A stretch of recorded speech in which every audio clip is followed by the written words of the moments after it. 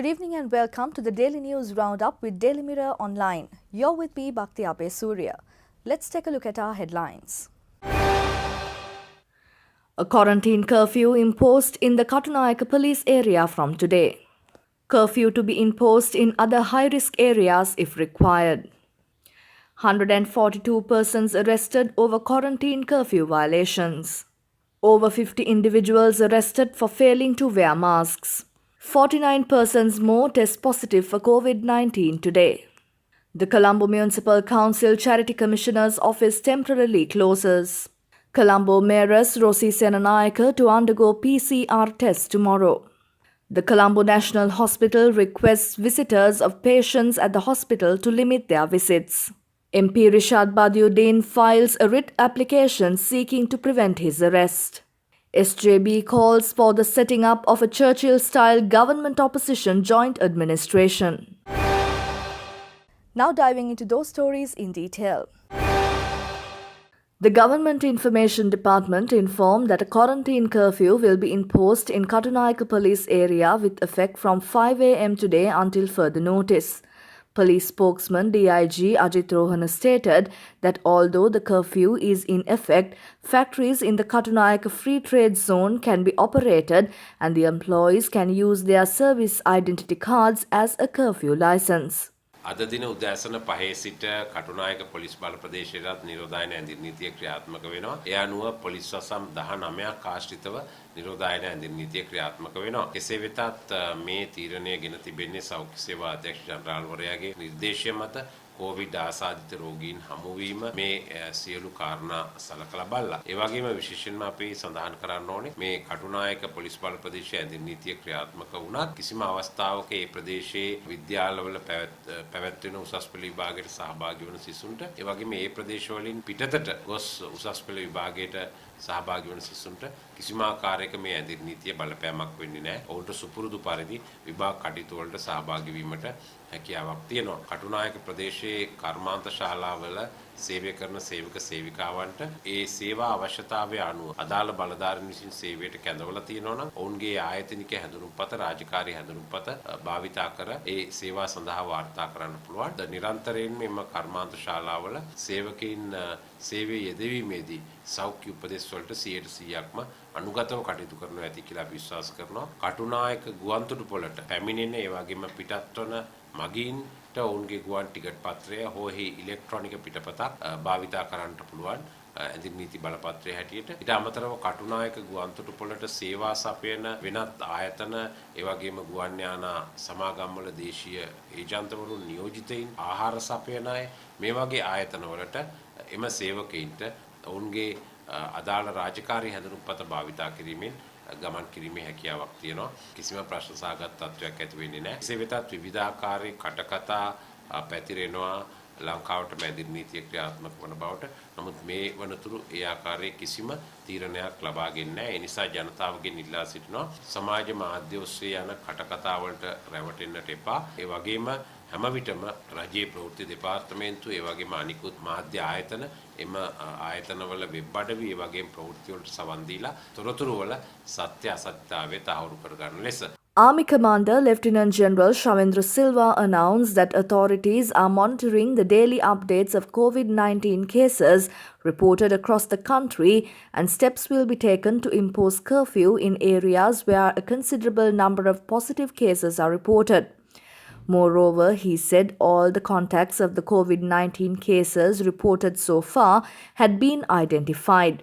Army Commander also requested people to cooperate with security and health officials in informing the details of the newly detected COVID-19 patients. Police spokesman DIG Ajit Rohana announced that a total of 142 individuals have been arrested so far for violating the quarantine curfew in the 19 police areas in Gampaha district. නීතිය කඩකිරීමට අදාළව මේ වන විට පුද්ගලයන් 142 දෙනෙක් අත්අඩංගුවටගෙන තිබෙනවා. පසුගිය පැය 24 කාලය තුල 7 දෙනෙක් අත්අඩංගුවටගෙන තිබෙනවා. ඒ වගේම මේන් සමහරක් අධිකරණයට ඉදිරිපත් කර තිබෙනවා. තවත් සමහරෙකුට පොලිසිය මගින් අප ලබා දී තිබෙනවා. අපි ජනතාවගෙන් ඉල්ලා සිටිනවා මේ ඇඳින් නීතිය පනවලා තියෙන්නේ සංචාරණය සීමා කරලා රෝගය ව්‍යාප්ත වීම වළක්වන්න. ඒ ප්‍රදේශවල කොවිඩ් ආසාදිත රෝගීන් හමු නිසා ඒ අනුව මෙම නිරෝධායන ඇඳිරි නීතියට අනුගත වෙමින් කටයුතු කරන ලෙසට සියලු පාර්ශවයන්ගෙන් ඉල්ලා සිටු ලබනවා.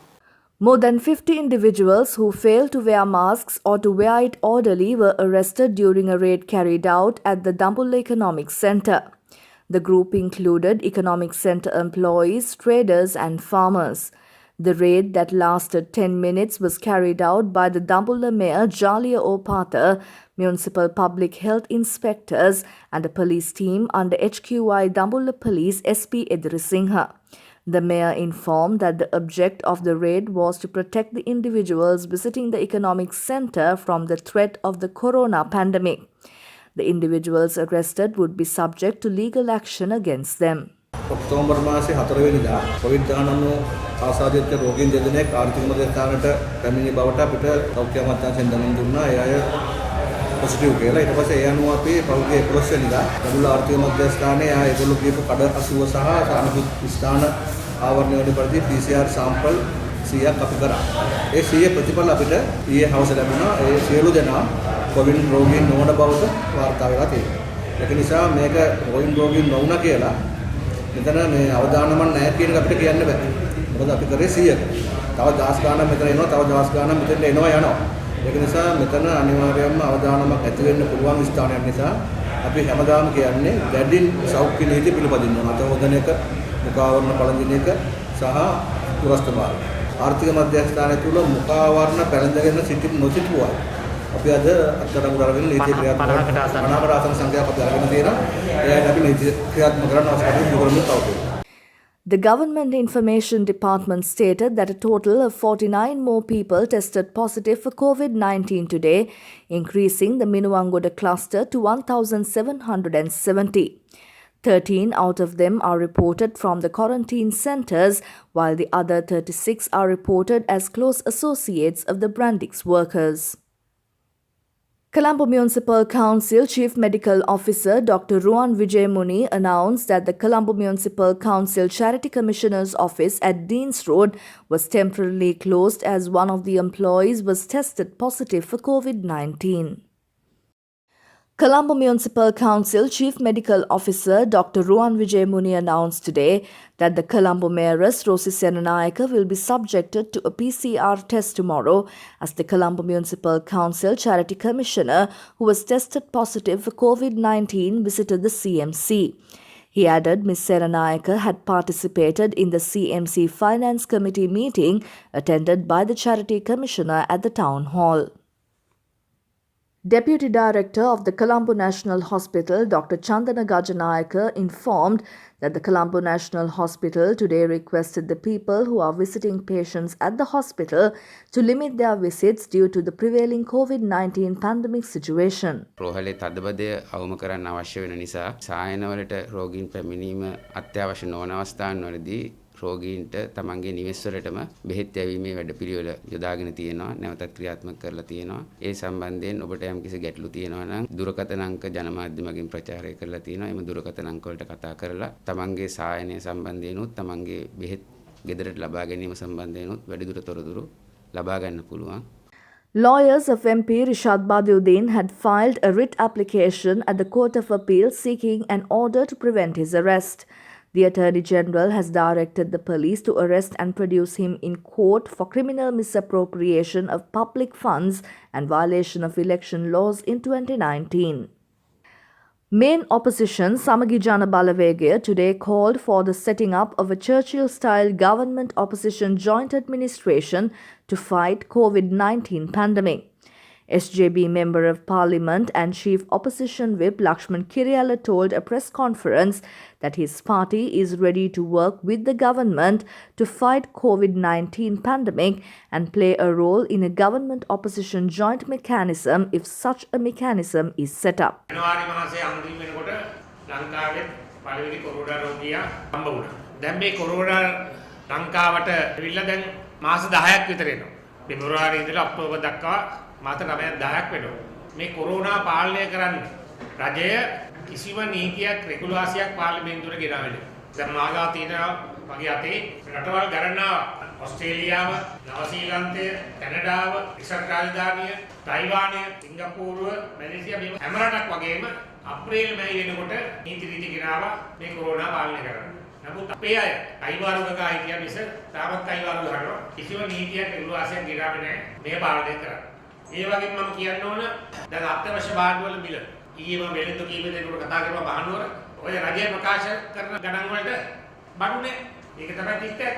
ඒ වගේ හොගක් පෞද්ගලික ආයතනවල මූලික වටේ විතරයි දෙන්නේ. අර අතිකාල දීමනා එලවන්සස් කිසිම දෙයක් ඒකට ලැබෙන්නේ නැහැ. ඉතින් ඇත්ත වශයෙන්ම රට විශාල ආර්ථික අර්බුදයක් තුල ඉන්නේ. මේ ආර්ථික අර්බුදය පටන් ගත්තේ රජය විසින්. මොකද රජයේ ආර්ථික අර්බුදය පටන් ගත්තේ කොරෝනාවට කලින්. මොකද දෙසැම්බර් නොවැම්බර් මාසයේ ආයෙත් බිලියන 640ක් බදු සාමාන්‍ය මිනිසුන්ගෙන් නෙවෙයි ඉහළ පෙළේ ව්‍යාපාරිකයන්ගෙන් ලබා ගන්නා බදු බිලියන 640ක් ආණ්ඩුව කපා හැරියා. අන්න එදා තමයි අර්බුදය පටන් ගත්තේ. ඔබ නිසා නෙවෙයි මම රජයට කියනවා මේ වසංගතයට මුහුණ දෙන්න නම් විපක්ෂය එක සාකච්ඡා කරලා විපක්ෂයක් මේකේ කොටස්කරුවෝ කොල්ලා අපිට රටට ආදරේ ආණ්ඩුව විතරක් නෙවෙයි සාමූහිකව අපි යන්න ඕනේ. ආණ්ඩුවම කියනවා මේක යුද්ධයක් වගේ කියලා. දෙවන ලෝක යුද්ධ කාලේ මහා බ්‍රිතාන්‍යය ජර්මන් හමුදා බෝම්බ දානවා ඇවිල්ලා ලන්ඩන් නගරුවට රට බේරගන්න විදියක් නැහැ. සියලු දේශපාලන පක්ෂ එක්ක වෙලා ආණ්ඩුවක් හැදුවා. වින්ස්ටන් චර්චිල් මැතිතුමාගේ නායකත්වයෙන්. සියලු පක්ෂ කිව්ව චර්චිල්ගේ නායකත්වය ගන්න කියලා. ඒ වගේ බීසුණු තත්ත්වයක් බෝඩ දෙන්න සියලු දෙනෙක් අහුවා. ඉතින් අපි රජයට කියන්නේ විශ්වාසය ඉදිරිය ගන්න නම් විපක්ෂයත් එක්ක සාකච්ඡා කරලා පොදු වැඩ පිළිවෙලකට යන්න. For further details on the stories, visit our website www.dailymirror.lk. Thank you for tuning in. I'm Bhakti Abe Surya, and this is the Daily News Roundup.